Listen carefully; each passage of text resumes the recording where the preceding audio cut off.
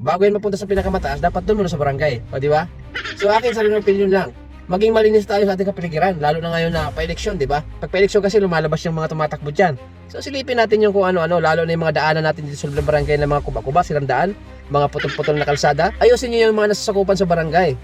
O, lahat ng mga nasasakupan sa barangay, ayusin nyo naman. Shout out sa lahat ng mga nasa punong barangay po, mga walang galang po sa inyo. Ako, mensahe ko lang po para sa akin.